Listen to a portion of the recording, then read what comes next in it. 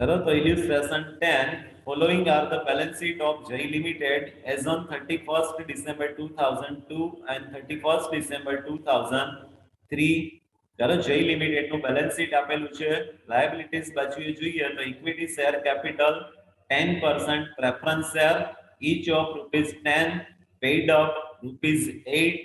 એટલે share કેપિટલમાં equity share આપેલા છે અને પ્રેફરન્સ શેર બી આપેલા છે. પ્રેફરન્સ શેરમાં ઓપનિંગ બેલેન્સ આપેલું છે 1,60,000 કે જેના ઉપર 8 રૂપિયા ભરપાઈ થયેલા છે એટલે બાકીના 2 રૂપિયા હજુ મંગાવવાના બાકી છે.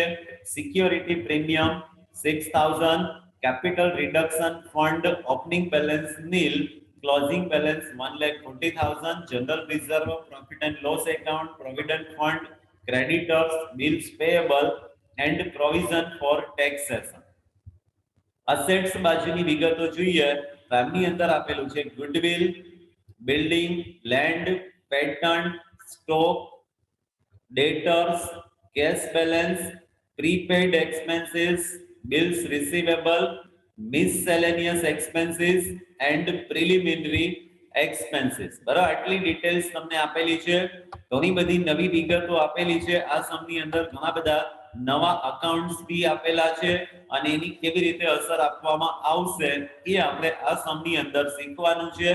એડજસ્ટમેન્ટ જોઈએ તો એડજસ્ટમેન્ટની અંદર સૌથી પહેલું એડજસ્ટમેન્ટ આપેલું છે stock on 31st December 2002 was shown in book value at 20% less than its cost price.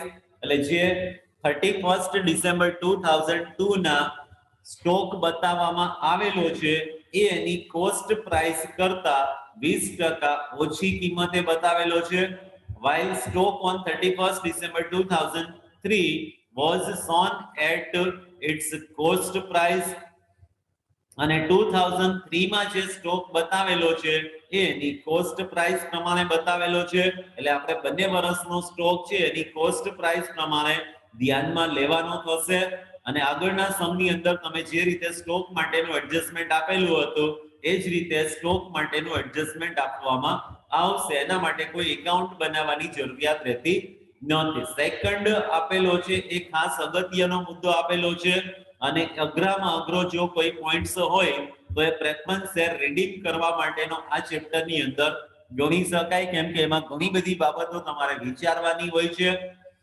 Complying with provision of Companies Act, the company decided to redeem preference share capital at 5% premium. એટલે preference share છે એને 5% premium સાથે પરત કરવાના છે. For this purpose, rupees 1,40,000 is transferred from general reserve to capital redemption fund account. અને આ હેતુ માટે 1,40,000 રૂપીસ છે જનરલ રિઝર્વ માંથી કેપિટલ રિડક્શન ફંડ એકાઉન્ટમાં ટ્રાન્સફર કરવામાં આવેલા છે. New equity share are issued for the remaining amount અને બાકીની રકમ માટે નવા ઇક્વિટી શેર ઇશ્યુ કરવામાં આવે છે. Thus, the company declared and paid dividend at 25% on equity share for the year 2002. Depreciation of rupees 30,000 was provided on plant and 20,000 on building. Plant અને building ઉપર ડેપ્રિસિએશન ચાર્જ કરવામાં આવેલું છે. Plant book value of which was rupees 30,000 was sold at a loss of 20%. એટલે 30,000 ની book value નો plant હતો કે જે 20% નુકસાની સાથે વેચેલો છે.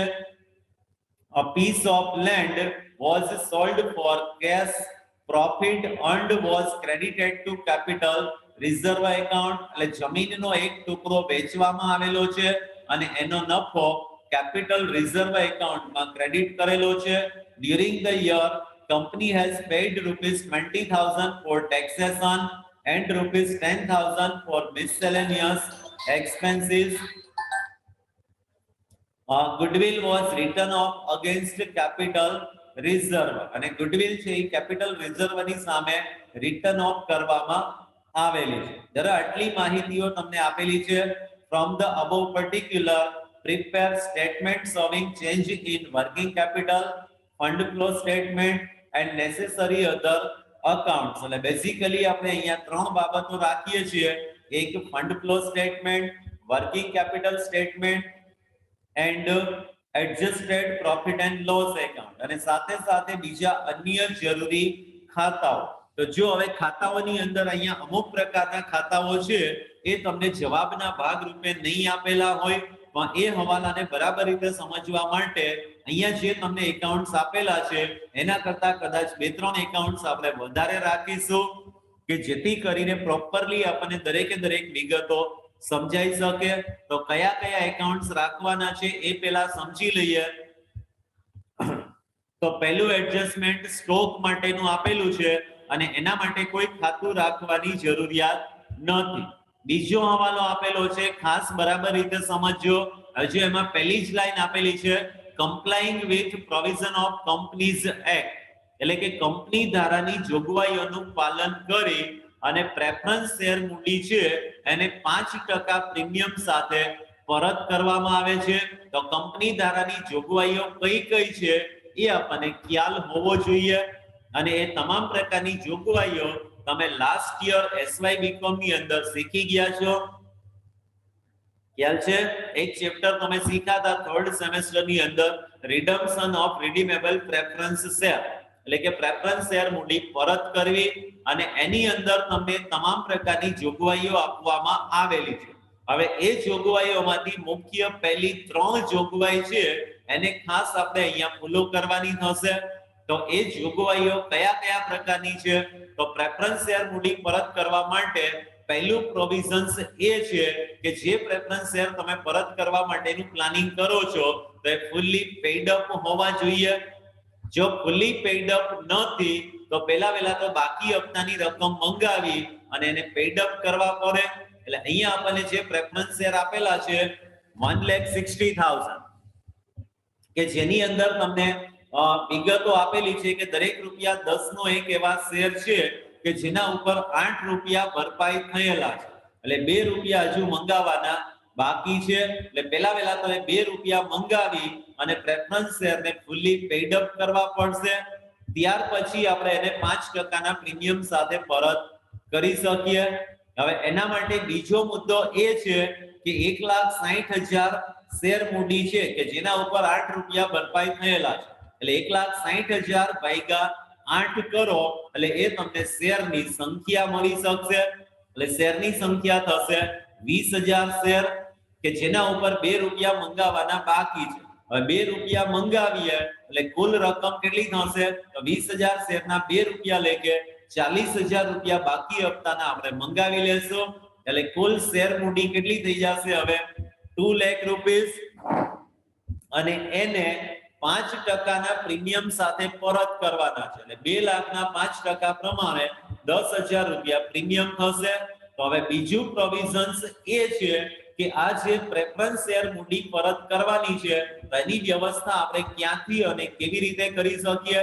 કે બીજા પ્રોવિઝન્સ ની અંદર તમને આપવામાં આવેલું છે કે જે પ્રેફરન્સ શેર મૂડી તમારે પરત કરવાની છે તો એના માટેની જરૂરી રકમ કાં તો તમે ડિસ્ટ્રીબ્યુટેડ પ્રોફિટ માંથી કરી શકો વ્યવસ્થા, અથવા તો નવા ઇક્વિટી શેર બહાર પાડી અને એ ભંડોળની વ્યવસ્થા આપણે કરી શકીએ, અથવા તો એ બંનેનો આપણે એક સાથે ઉપયોગ કરી શકીએ. અહીંયા બંનેનો ઉપયોગ તમને આપેલો છે કે જે 2 લાખ રૂપિયા તમારે પરત કરવાના છે તો એના માટે ₹1,40,000 સામાન્ય અનામતમાંથી કેપિટલ રિડક્શન ફંડ એકાઉન્ટમાં ટ્રાન્સફર કરવામાં આવે છે, અને બાકીની જે ખૂટતી રકમ, તો બાકીના હવે કેટલા ખૂટશે? 1,40,000 આપણે લઈ ગયા એટલે બાકીના ₹60,000 જે ઘટે છે તો એના માટે નવા શેર ઇસ્યુ કરી અને એની વ્યવસ્થા કરવામાં આવે છે. અને પ્રીમિયમ છે એ ક્યાંથી અને કેવી રીતે રિટર્ન ઓફ કરવામાં આવશે? તો જે પ્રેફરન્સ શેર પરત પ્રીમિયમનું નુકસાન છે એને જો શેર પ્રીમિયમની બાકી અવેલેબલ હોય તો એમાંથી રિટર્ન ઓફ કરવામાં આવશે, અથવા તો જો એમાં સફિશિયન્ટ બેલેન્સ ન હોય તો બાકીની રકમ પ્રોફિટ એન્ડ લોસ એકાઉન્ટની સામે રિટર્ન ઓફ કરવામાં આવશે. એટલે અહીંયા આપણને ખ્યાલ છે કે પરત પ્રીમિયમ કેટલું થશે? તો 2 લાખના 5% પ્રમાણે ₹10,000 પ્રીમિયમ થશે. પરત પ્રીમિયમ. હવે એની સામે અહીંયા આપણને શેર પ્રીમિયમની બાકી કેટલી આપેલી છે 6000. એટલે 6000 રૂપીસ આ શેર પ્રીમિયમની સામે રિટર્ન ઓફ કરવામાં આવશે અને બાકીના 4000 રૂપીસ છે એને પ્રોફિટ એન્ડ લોસ એકાઉન્ટની સામે રિટર્ન ઓફ કરવામાં આવશે. બરાબર, આટલી બાબતો તમારે આ એક જ એડજસ્ટમેન્ટ માટે વિચારવી પડે. અને આના માટે ખાતા કયા કયા રાખશો તમે? તો જો આ એક જ હવાલાની અસર આપવા માટે એક તો આપણે પ્રેફરન્સ શેર કેપિટલ એકાઉન્ટ રાખીશું. બરાબર, પ્રેફરન્સ શેર કેપિટલ એકાઉન્ટ. પછી જનરલ રિઝર્વમાંથી કેપિટલ રિડક્શન ફંડ એકાઉન્ટમાં ફંડ ટ્રાન્સફર કરેલું છે તો એના માટે એક તમે જનરલ રિઝર્વ એકાઉન્ટ રાખશો, કેપિટલ રિડક્શન ફંડ એકાઉન્ટ રાખશો અને સાથે સાથે પ્રીમિયમની રકમ માંડી વાળવા માટે શેર પ્રીમિયમ એકાઉન્ટ બી આપણે સાથે સાથે રાખી દઈશું. બરાબર, એટલે આ એક જ હવાલાની અસર આપવા માટે 3 થી 4 જેટલા મિનિમમ એકાઉન્ટની અંદર તમને અસર થતી જોવા મળશે. એટલે ખાસ સમજો, હમણાં આપણે આખી ગણતરી કરીને બી સમજીએ. ક્લિયર? એટલે આના માટે કયા કયા એકાઉન્ટ રાખીશું? તો એક share preference share capital account, general reserve account, then capital reduction fund account અને ઇક્વિટી શેર કેપિટલ એકાઉન્ટ અને સાથે સાથે શેર પ્રીમિયમ એકાઉન્ટ. બધાની અસર બધાની ખાતાની અંદર આ એડજસ્ટમેન્ટની અસર થતી આપણને જોવા મળશે. ત્રીજો હવાલો આપેલો છે ઇક્વિટી શેર ઉપર ડિવિડન્ડ ડિક્લેર કરેલું છે, એની ઇક્વિટી શેર કેપિટલમાં કોઈ અસર નહીં થાય એટલે ડિવિડન્ડની કદાચ તમે ડાયરેક્ટલી અસર આપી દેશો તો પણ ચાલશે. એના માટે કોઈ ખાતા બનાવવાની જરૂરિયાત નથી. ડેપ્રિસિએશન પ્લાન્ટ અને મશીનરી પ્લાન્ટ અને બિલ્ડિંગ ઉપર ચાર્જ કરેલું છે એટલે એક પ્લાન્ટ એકાઉન્ટ રાખશો, એક બિલ્ડિંગ એકાઉન્ટ રાખશો. બરાબર, પ્લાન્ટ વેચેલો છે એટલે એની અસર એ પ્લાન્ટમાં જ આવી જશે. લેન્ડ વેચેલું છે એટલે એના માટે એક લેન્ડ એકાઉન્ટ બી આપણે પ્રિપેર કરી દેશું અને ટેક્સેશન પે કરવામાં આવેલા છે તો એના માટે તમે પ્રોવિઝન ફોર ટેક્સ એકાઉન્ટ રાખશો. ધેન ગુડવિલ છે કેપિટલ રિઝર્વની સામે રિટર્ન ઓફ કરવામાં આવેલું છે એટલે કેપિટલ રિઝર્વ એકાઉન્ટ રાખશું અને ગુડવિલ એકાઉન્ટ રાખીશું. અને મિસસેલેનિયસ એક્સપેન્સીસ પે કરવામાં આવેલો છે. અહીંયા મિસસેલેનિયસ એક્સપેન્સીસ તમને આપેલું છે એટલે એનું બી તમે એક ખાતું બનાવી નાખજો. જો અત્યાર સુધી આપણે જોયેલું છે કે અવાસ્તવિક મિલકતોમાં ઘટાડો થતો હોય તો એને આપણે રિટર્ન ઓફ કરી દઈએ છીએ. અહીંયા મિસસેલેનિયસ એક્સપેન્સીસ છે એમાં વધારો થાય છે એટલે એના માટેનું બી તમારે એકાઉન્ટ્સ પ્રિપેર કરી અને સમજવાનું થશે. એટલે મિસસેલેનિયસ એકાઉન્ટ બી આપણે અહીંયા ક્રિએટ કરશો અને એની કેવી રીતે અસર આપવામાં આવે છે એ આપણે સમજશું. આટલો ખ્યાલ આવી ગયો કયા કયા એકાઉન્ટ રાખવાના છે. હવે આપણે એક પછી એક વિગતોની ફટાફટ અસર આપતા જઈએ. તો સૌથી પહેલું આપેલું છે ગુડવિલ એટલે એની અસર આપણે ગુડવિલ એકાઉન્ટમાં આપી દેશું. બરાબર, ગુડવિલ એકાઉન્ટ તમે રાખેલું હશે, અહીંયા જોઈ લઈએ, અહીંયા કદાચ બનાવેલું નહીં હોય, દરજ છતાં આપણે બનાવી નાખવાનું કે જેથી કરીને પ્રોપરલી ખ્યાલ આવી શકે. અહીંયા ગુડવિલ બનાવેલું નથી પણ આપણે ગુડવિલ નું એકાઉન્ટ બી રાખી દેવાનું. બરાબર, ગુડવિલ એકાઉન્ટ રાખશો એટલે ગુડવિલ એકાઉન્ટમાં ડેબિટ બાજુએ તમે દર્શાવશો ઓપનિંગ બેલેન્સ. બરાબર, ગુડવિલ એકાઉન્ટ નું ઓપનિંગ બેલેન્સ આપેલું છે 50,000 અને ક્લોઝિંગ બેલેન્સ 40,000. આ બાકીઓ તો મુક્ત આવડે હવે. બરાબર, opening balance 50,000 and closing balance 40,000. Building account બનાવેલું છે એની અંદર એની બાકી દર્શાવી દેશો. તો બિલ્ડિંગ માટેનું ઓપનિંગ બેલેન્સ આપેલું છે 2 લાખ અને ક્લોઝિંગ બેલેન્સ આપેલું છે 2,60,000. લેન્ડ એનું opening balance 2,30,000 and closing balance 1,30,000. જ્યારે જે ખાતા બનાવેલા છે એની અસર સીધી એક ખાતામાં જ એની ઓપનિંગ બેલેન્સ અને ક્લોઝિંગ બેલેન્સ બતાવી દેવાય. ત્યાર પછી આપેલું છે પ્લાન્ટ. તો પ્લાન્ટ માટે બી આપણે ખાતું રાખેલું છે એટલે એમની અંદર બતાવી દઈએ opening balance 2,04,000 and closing balance 2,34,000. ત્યાર પછી આપેલું છે stock, debtors, cash balance, prepaid expenses અને બિલ્સ રિસીવેબલ. આ 5 વિગતો છે એ બધી કરંટ એસેટ્સ આપેલી છે એટલે એ બધી આપણે ક્યાં બતાવશું તો કે વર્કિંગ કેપિટલ સ્ટેટમેન્ટમાં. એની અંદર પણ ખાસ સમજો છો સ્ટોકની અંદર એક હવાલો આપેલો છે એટલે હવાલાની અસર આપી અને પછી સ્ટોક તમારે બતાવવાનો થશે. અને આ હવાલો છે ઈ આપણે આની પહેલાના સમમાં પણ શીખેલા હતા કે એની કોસ્ટ પ્રાઇસના 20% ઓછી કિંમતે બતાવવામાં આવેલું છે. બરાબર, એટલે કોસ્ટ પ્રાઇસ આપણે એઝ્યુમ કરી લેવાની. ધારો કે 31/12/2002 ના રોજ સ્ટોકની કોસ્ટ પ્રાઇસ 100 રૂપીસ હોય તો એમાં તમે લેસ કરશો 20%, એટલે 20 રૂપીસ, તો એની બુક વેલ્યુ આપણને મળશે 80 રૂપીસ.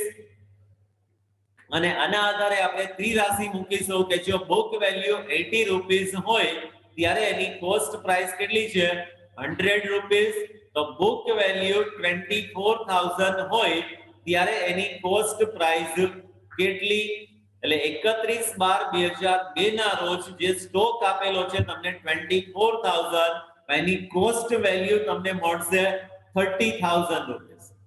બરાબર, એની કોસ્ટ પ્રાઇસ થશે 30,000, એટલે સ્ટોક છે એ તમારે અહીંયા 31/12/2002 ના રોજ 30,000 રૂપિયાની કિંમતે બતાવવાનો હશે. એટલે વર્કિંગ કેપિટલમાં તમે જોઈશો તો જો ત્યાં તમને સ્ટોક આપેલો છે 30,000 and 35,000. ક્લિયર? આ સમજાય છે બધાને? યસ. ઓકે, સ્ટોક આપણે બતાવીશું 30,000 and 35,000. હવે અહીંયા તમે 6,000 રૂપીસ ઇન્ક્રીઝ કરીને બતાવેલા છે તો એની બીજી અસર એડજસ્ટેડ પ્રોફિટ એન્ડ લોસ એકાઉન્ટમાં ક્રેડિટ બાજુએ બતાવવામાં આવશે by stock account 6,000 rupees. Clear? એટલે ડાયરેક્ટલી જ આપણે એની અસર આપી દેશું કે અહીંયા સ્ટોકમાં વધારો કરેલો છે અને સામે એ સ્ટોકમાં જેટલો નફો થયેલો છે એ એડજસ્ટેડ પ્રોફિટ એન્ડ લોસ એકાઉન્ટમાં ક્રેડિટ બાજુએ બતાવવામાં આવશે. ક્લિયર? સમજાઈ ગયો? એટલે stock, debtors, cash balance, prepaid expenses અને બિલ્સ રિસીવેબલ, આ પાંચે પાંચ એસેટ્સ છે એ કરન્ટ એસેટ્સ થશે. એટલે વર્કિંગ કેપિટલ સ્ટેટમેન્ટમાં એ બંને વર્ષની બાકીઓ દર્શાવી દેવામાં આવશે. ક્લિયર? અહીંયા સુધી સમજાય? અને સાથે સાથે એનો એડજસ્ટમેન્ટ બી આપણે સમજી લીધો છે. હવે એના પછી આગળ આપેલું છે આપણને અસેટ્સ બાજુએ મિસસેલેનિયસ એક્સપેન્સીસ, તો એના માટે બી ખાતું બનાવી નાખવાનું. બરાબર, મિસસેલેનિયસ એક્સપેન્સીસ, બરાબર, ડેબિટ બેલેન્સ હોય એટલે ડેબિટ બાજુએ બતાવશો ઓપનિંગ બેલેન્સ 8,000 અને ક્લોઝિંગ બેલેન્સ 12,000. બરાબર, ઓપનિંગ બેલેન્સ તમને આપેલું છે 8,000 અને ક્લોઝિંગ બેલેન્સ 12,000, એટલે સીધી બેલેન્સ અત્યારે બતાવી દેવાની, પછી આપણે હવાલાની અસર જોઈશું.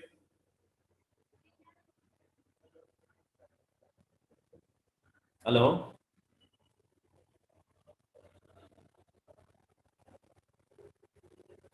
સમજાય છે?